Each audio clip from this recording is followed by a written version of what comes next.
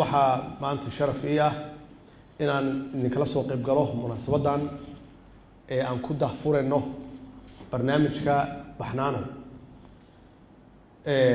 Ilaahay baa mahad iskale horta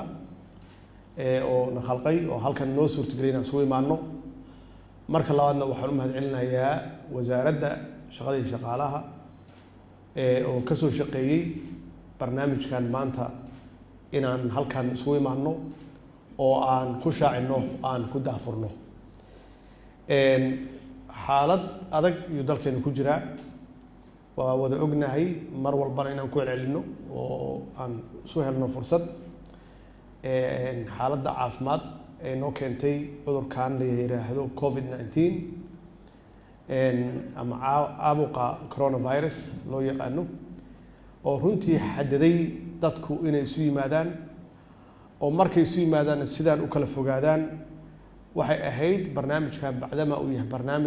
barnaamijkii ugu horeeyay oo dadka saboolka aan ku gaarino oo aan ku caawinino in aan intaan ka weynino sababta noo suurtagelin weyda waxay tahay oo naxadiday oo runtii naxanibtay oo noo diiday inaan bulshada la wadaagno dad badan aan u yeerno si aan ugu macnayno barnaamijkan iyo marxaladii uu soo maray waxaa noo diiday isu dhawaanshaha keeni karto in la kala qaado cudurkan oo waxa kaliya looga hortagi karo inay tahay in la kala fogaado ama social distance waxa luqadda ajnabiga ama shay lagu yiraahdo in aan yareyno isu imaanshaha in la kala fogaado dadku inaysan istaaban maxaa yeelay saan hore u sheegnayba cudurkan wuxuu leeyahay ka hortag ka dabtagiisu waa dib badan yahay waa runtii bilaaw wanaagsan wax walbana dee meel bay ka bilowdaan inaan nasiib u wada yeelanay idinkuna aad runtii ka shaqayseen inay hirgasho markii ugu horeysay ay dawladdu haba yaraataba ay gaarsiiso shacabkeeda dadkeeda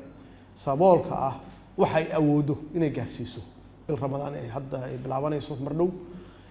iyo xaaladan COVID-19 ay keentay oo dad badan laga yaabo qootiliyoonkoodii iyo noloshoodii inay dhintay in dawladdu ay u gargaarto ay kaalmo gaarsiiso runtii waxaan oran karaa waa horumar aan gaarnay